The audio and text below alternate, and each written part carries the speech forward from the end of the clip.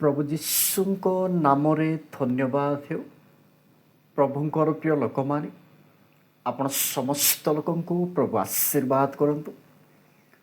ଏବଂ ଏହି ସମୟରେ ଏହି ଭିଡ଼ିଓକୁ ଦେଖୁଥିବା ମୋଠୁ ସାନ କିମ୍ବା ବଡ଼, ମୋର ବାପା କିମ୍ବା ମା ମାନେ, କିମ୍ବା ପ୍ରଭୁଙ୍କର ପ୍ରିୟ ଦାସ ଦାସୀମାନେ କିମ୍ବା ଖ୍ରୀଷ୍ଟୀୟ ବିଶ୍ୱାସୀ ବିଶ୍ୱାସିନୀ ମାନେ, ଆପଣ ସମସ୍ତ ଲୋକଙ୍କୁ ପ୍ରଭୁ ଯୀଶୁଙ୍କ ନାମରେ ମୁଁ ଦୟାଦାନ, ପ୍ରେଜ୍ ଦ ଲର୍ଡ, ଯୀଶୁ ଶାନ୍ତି, ମାରନାଥା। ପ୍ରଭୁଙ୍କର ପ୍ରିୟ ଲୋକମାନେ, ଆପଣ ସମସ୍ତ ଲୋକଙ୍କୁ କହିବା ପାଇଁ ଚାହେଁ ଯେ କ'ଣ ଭବିଷ୍ୟତ ବକ୍ତାମାନେ ମିଥ୍ୟା ଶିକ୍ଷା ଦେଇପାରନ୍ତି କି? ପ୍ରଭୁଙ୍କର ପ୍ରିୟ ଲୋକମାନେ, ଆପଣମାନଙ୍କୁ କହୁଅଛି, ଭବିଷ୍ୟତ ବକ୍ତାମାନେ କ'ଣ ମିଥ୍ୟା ଶିକ୍ଷା ଦେଇପାରନ୍ତି କି? ଆପଣଙ୍କର ମତ କ'ଣ? ପ୍ରଭୁଙ୍କର ପ୍ରିୟ ଲୋକମାନେ, କିନ୍ତୁ ଆପଣମାନଙ୍କ ପାଖରେ ଏହି ଭିଡ଼ିଓ ମାଧ୍ୟମରୁ ପ୍ରକାଶ କରିବା ପାଇଁ ଚାହେଁ। ପ୍ରଭୁଙ୍କର ପ୍ରିୟ ଲୋକମାନେ, ଆପଣମାନେ କିଛି ସମୟ ସଠିକ୍ ଭାବରେ ଶୁଣନ୍ତୁ ଏବଂ ସଠିକ୍ ଭାବରେ ବୁଝିବା ପାଇଁ ଚେଷ୍ଟା କରନ୍ତୁ। ଭବିଷ୍ୟତ ବକ୍ତାମାନେ ମିଥ୍ୟା ଶିକ୍ଷା ଦେଇପାରନ୍ତି। ଆପଣ ଭାବୁଥିବେ କେମିତି ଆପଣ ଏହି ପ୍ରକାର କହୁଛନ୍ତି? ଆପଣମାନଙ୍କର ଭାବନା, ବକ୍ତାମାନେ କ'ଣ ମିଛ ଶିକ୍ଷା ଦେଇପାରନ୍ତି କି? ସେମାନେ କେବେ ମଧ୍ୟ ମିଛ କହିପାରନ୍ତି ନାହିଁ। ଏହି ପ୍ରକାର ଅନେକ ଲୋକଙ୍କର ଭାବନା ଥିବ, ଅନେକ ଲୋକଙ୍କର ପ୍ରଶ୍ନ ମଧ୍ୟ ଥିବ। କିନ୍ତୁ ପ୍ରଭୁଙ୍କର ପ୍ରିୟ ଲୋକମାନେ, ଆଉ ଥରେ କହିବା ପାଇଁ ଚାହେଁ ଯେ ବକ୍ତାମାନେ କ'ଣ ମିଛ ଶିକ୍ଷା ଦେଇପାରନ୍ତି କି? ୟେସ୍, ସେମାନେ ମିଥ୍ୟା ଶିକ୍ଷା ଦେଇପାରନ୍ତି। ପ୍ରଭୁଙ୍କର ପ୍ରିୟ ଲୋକମାନେ, ବକ୍ତାମାନେ ମିଛ ଶିକ୍ଷା ଦେଇପାରନ୍ତି। କାରଣ ହେଲା, ସ୍ୱର୍ଗର ପରମେଶ୍ୱର, ସ୍ୱର୍ଗର ଦୂତମାନେ ଏବଂ ମଣ୍ଡଳୀର ସେବକମାନେ ଏବଂ ଖ୍ରୀଷ୍ଟୀୟ ବିଶ୍ୱାସୀ ବିଶ୍ୱାସିନୀମାନେ, ଏମାନଙ୍କ ମଧ୍ୟରୁ କିଏ କିଏ ଭ୍ରାନ୍ତ ହୋଇପାରନ୍ତି? ଆପଣମାନଙ୍କୁ କହିବା ପାଇଁ ଚାହେଁ, ପ୍ରଭୁଙ୍କର ପ୍ରିୟ ଲୋକମାନେ, କିଏ ଭ୍ରାନ୍ତ ହୋଇପାରନ୍ତି? ସ୍ୱର୍ଗର ଦୂତମାନେ, ନା ପରମେଶ୍ୱର, ନା ସେବକମାନେ, ନା ମଣ୍ଡଳୀର ଖ୍ରୀଷ୍ଟୀୟ ବିଶ୍ୱାସୀ ବିଶ୍ୱାସିନୀମାନେ, ଏମାନଙ୍କ ମଧ୍ୟରୁ କିଏ କିଏ ଭ୍ରାନ୍ତ ହୋଇପାରନ୍ତି? ଆପଣମାନଙ୍କ ପାଖରେ କହିବା ପାଇଁ ଚାହେଁ ଏହି ଭିଡ଼ିଓ ମାଧ୍ୟମରୁ। ପ୍ରଭୁଙ୍କର ପ୍ରିୟ ଲୋକମାନେ, ସେଥିପାଇଁ ପ୍ରଥମରେ ଆପଣମାନଙ୍କ ପାଖରେ ପ୍ରକାଶ କରିଅଛି, ଆପଣମାନେ ସଠିକ୍ ଭାବରେ କିଛି ସମୟ ଏହି ଭିଡ଼ିଓକୁ ଦେଖନ୍ତୁ ଏବଂ ବୁଝିବା ପାଇଁ ଚେଷ୍ଟା କରନ୍ତୁ। ସ୍ୱର୍ଗର ଦୂତମାନେ ଭ୍ରାନ୍ତ ହୋଇପାରନ୍ତି, ସେବକମାନେ ଭ୍ରାନ୍ତ ହୋଇପାରନ୍ତି, ମଣ୍ଡଳୀର ବିଶ୍ୱାସୀ ବିଶ୍ୱାସିନୀମାନେ ଭ୍ରାନ୍ତ ହୋଇପାରନ୍ତି। କେବଳ ପ୍ରଭୁ ଯୀଶୁ ହିଁ ଭ୍ରାନ୍ତ ହୋଇପାରନ୍ତି ନାହିଁ। ଆପଣମାନେ ଧ୍ୟାନ ଦେବା ଦରକାର। ଏବଂ ଆଉ ଗୋଟିଏ ବିଷୟ, ପ୍ରଭୁଙ୍କର ପ୍ରିୟ ଲୋକମାନେ, ଯେଉଁ ପରମେଶ୍ୱରଙ୍କର ଆମ୍ଭେମାନେ ସେବା ଆରାଧନା କରୁଛୁ, ସେଇ ପରମେଶ୍ୱର ଆଶୀର୍ବାଦ ହିଁ କରନ୍ତି ନାହିଁ, କରନ୍ତି। କିନ୍ତୁ ଯଦି ଆମ୍ଭେମାନେ ତାହାଙ୍କ ଦୃଷ୍ଟିରେ ଯଦି ମନ୍ଦ କାର୍ଯ୍ୟ କରିବା, ତାହେଲେ ସେ ବିନାଶ ମଧ୍ୟ କରିଦେଇପାରନ୍ତି। ଏହି ବିଷୟକୁ ମଧ୍ୟ ଆମ୍ଭେମାନେ ଧ୍ୟାନ ଦେବା ଦରକାର। କିନ୍ତୁ ପ୍ରଭୁଙ୍କର ପ୍ରିୟ ଲୋକମାନେ, ପ୍ରଭୁ ଯୀଶୁ ମାତୀୟ ପୁସ୍ତକରେ କହିଲେ, ଭଣ୍ଡ ଭାବବାଦୀମାନଙ୍କ ଠାରୁ ସାବଧାନ। ଏ ବିଷୟ କାହିଁକି କହିଲେ? ପ୍ରଭୁଙ୍କର ପ୍ରିୟ ଲୋକମାନେ, କାରଣ ଭଣ୍ଡ ଭାବବାଦୀମାନେ ମିଥ୍ୟା ଶିକ୍ଷା ଦେଇପାରନ୍ତି। ପ୍ରଭୁଙ୍କର ପ୍ରିୟ ଲୋକମାନେ, ଆପଣମାନେ ବୁଝିବା ପାଇଁ ଚେଷ୍ଟା କରନ୍ତୁ।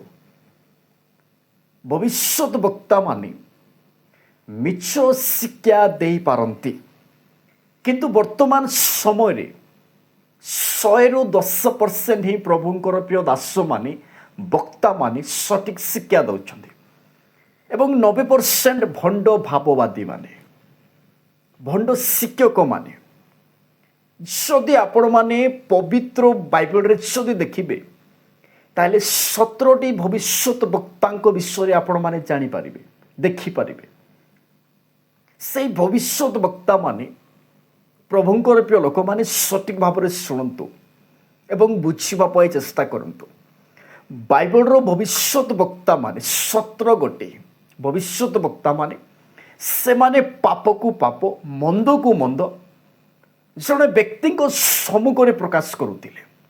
କିନ୍ତୁ ବର୍ତ୍ତମାନ ପ୍ରଭୁଙ୍କର ପ୍ରିୟ ଲୋକମାନେ ଏବଂ ବାଇବଲର ଭବିଷ୍ୟତ ବକ୍ତାମାନେ ସେମାନଙ୍କର ବଡିଗାର୍ଡ ନଥିଲେ। ସେମାନେ ପ୍ରଭୁଙ୍କୁ ଭରସା କରି ସେମାନେ ଆଗକୁ ବଢ଼ୁଥିଲେ। କିନ୍ତୁ ବର୍ତ୍ତମାନ ସମୟରେ ଅନେକ ବକ୍ତାମାନଙ୍କର ବଡିଗାର୍ଡ ଅଛି। ସେମାନେ କାହାର ଉପରେ ନିର୍ଭର କରୁଛନ୍ତି ସେମାନଙ୍କୁ ଜଣା। ଏବଂ ବାଇବଲର ଭବିଷ୍ୟତ ବକ୍ତାମାନେ ଲୋକମାନଙ୍କୁ ତଳକୁ ଓଦରାଇ ନାହାନ୍ତି। କିନ୍ତୁ ବର୍ତ୍ତମାନ ସମୟର ବକ୍ତାମାନେ ଲୋକମାନଙ୍କୁ ତଳକୁ ଓଦରାଉଛନ୍ତି। ଏବଂ ବାଇବଲର ବକ୍ତାମାନେ ଅଗ୍ନିକୁ ସେମାନେ ସ୍ୱାଗତ କରିନାହାନ୍ତି, ପବିତ୍ର ଆତ୍ମାକୁ ସେମାନେ ସ୍ୱାଗତ କରିନାହାନ୍ତି।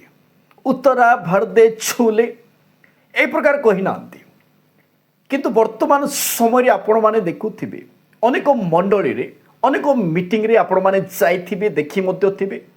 ପ୍ରଭୁଙ୍କର ପ୍ରିୟ ଲୋକମାନେ, ପ୍ରଭୁଙ୍କର ଦାସମାନେ, ବକ୍ତାମାନେ ଏବଂ ମଣ୍ଡଳୀର ସେବକମାନେ ମଧ୍ୟ ପବିତ୍ର ଆତ୍ମାକୁ ସ୍ୱାଗତ କରୁଛନ୍ତି। ଅଗ୍ନି ଉତ୍ତରା ଛୁଲେ ଭରଦେ এই ପ୍ରକାର କହୁଛନ୍ତି।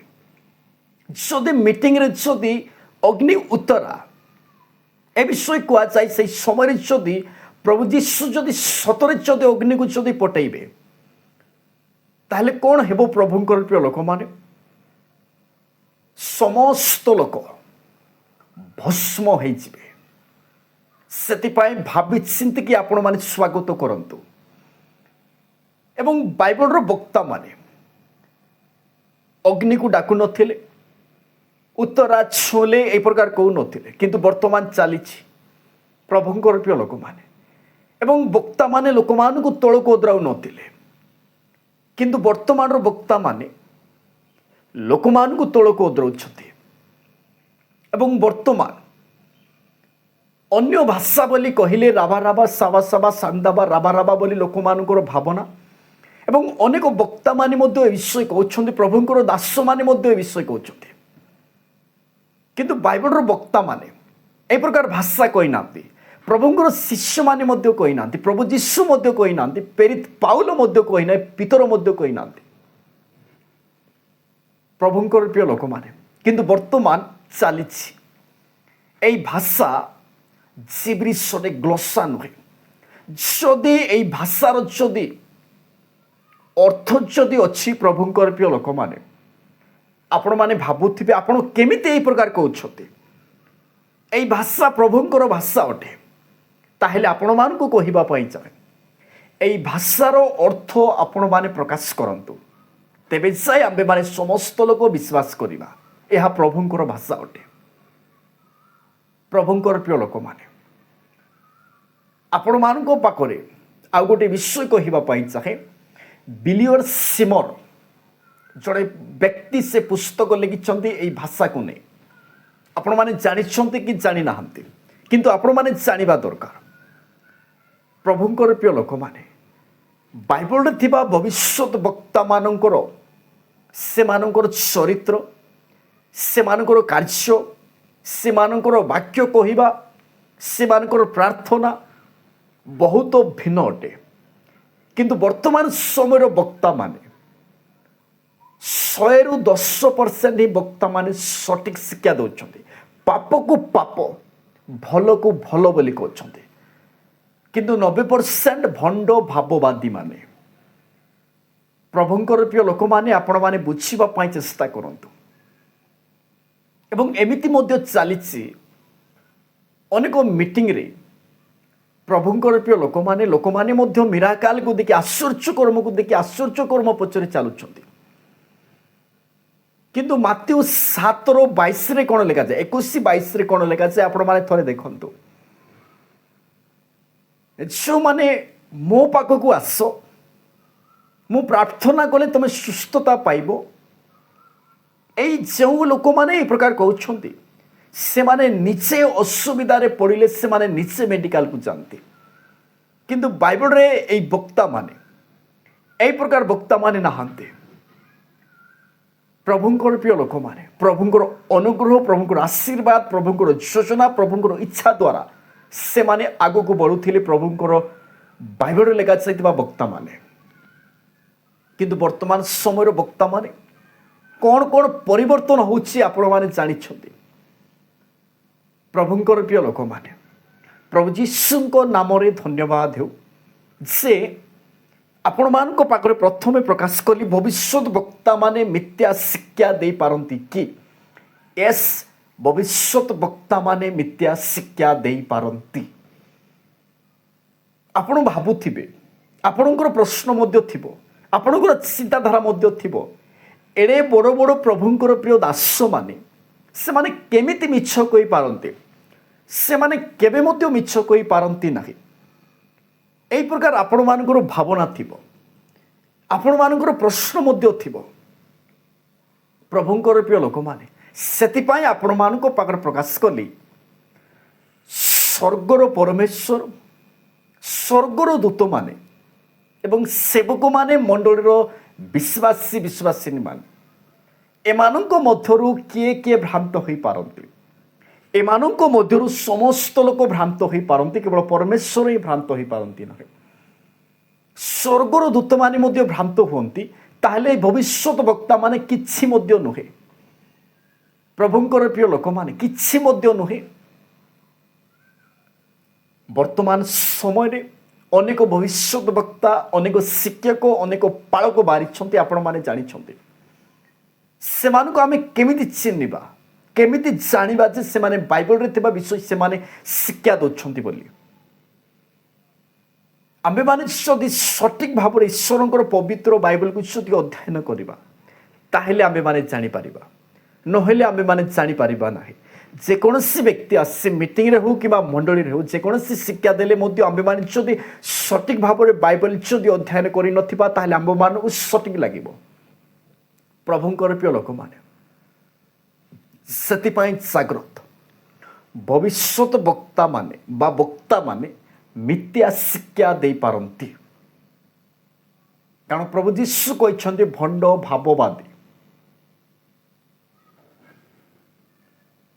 ଭାବବାଦୀ ମାନଙ୍କର କାମ ହେଲା ଲୋକମାନଙ୍କୁ ଭଣ୍ଡେଇବା, ଲୋକମାନଙ୍କୁ ଭ୍ରାନ୍ତ କରିବା, ଯୀଶୁଙ୍କ ପଟେ ଆକର୍ଷଣ ନ କରି ନିଜ ପଟେ ସେମାନେ ଆକର୍ଷଣ କରିବେ ଏବଂ এই ଜଗତର ସେମାନେ କଥା କହିବେ ଏବଂ ଲୋକମାନେ ସେମାନଙ୍କର କଥା ଶୁଣିବେ। ଏବଂ ଖ୍ରୀଷ୍ଟୀୟ ବିଶ୍ୱାସୀମାନଙ୍କର ପାଇଁ ଗୋଟିଏ ବିଷୟ କହିବା ପାଇଁ ଚାହେଁ ଆପଣମାନେ ସତ୍ୟ ଘଟଣା ପ୍ରତି ମନ ଦେଇ କାଳ୍ପିତ କାହାଣୀ ପ୍ରତି ଆପଣମାନେ ମନ ଦେଉଛନ୍ତି। ଆପଣ ନିଜର କାନକୁ ସୁନ୍ଦର ଲାଗିଲା ଭଳି ଶିକ୍ଷକମାନଙ୍କୁ ଆପଣମାନେ ସଂଗ୍ରହ କରୁଛନ୍ତି। ବାଇବଲରେ ଲେଖାଯାଉଅଛି ପ୍ରଭୁଙ୍କର ପ୍ରିୟ ଲୋକମାନେ ହିତଜନକ ଶିକ୍ଷା ସହିପାରୁନାହାନ୍ତି, ସଠିକ ଶିକ୍ଷା ଆପଣମାନେ ସହିପାରୁନାହାନ୍ତି। ପ୍ରଭୁଙ୍କର ପ୍ରିୟ ଲୋକମାନେ ଆପଣମାନେ ବୁଝନ୍ତୁ, ଏ ବିଷୟରେ ଅଧିକ କିଛି କହିବାର ନାହିଁ, କିନ୍ତୁ ପ୍ରଭୁଙ୍କର ପ୍ରିୟ ଲୋକମାନେ ବକ୍ତାମାନେ ମିଛ ଶିକ୍ଷା ଦେଇପାରନ୍ତି। ଏଥିପାଇଁ ଆପଣମାନେ ଜାଗ୍ରତ, କାରଣ ବର୍ତ୍ତମାନ ସମୟରେ 100ରୁ 10% ହିଁ ପ୍ରଭୁଙ୍କର ପ୍ରିୟ ଦାସମାନେ ସଠିକ ଶିକ୍ଷା ଦେଉଛନ୍ତି। এই ଛୋଟିଆ ବାକ୍ୟ ଦ୍ୱାରା ଆପଣ ସମସ୍ତ ଲୋକଙ୍କୁ ପ୍ରଭୁ ଆଶୀର୍ବାଦ କରନ୍ତୁ।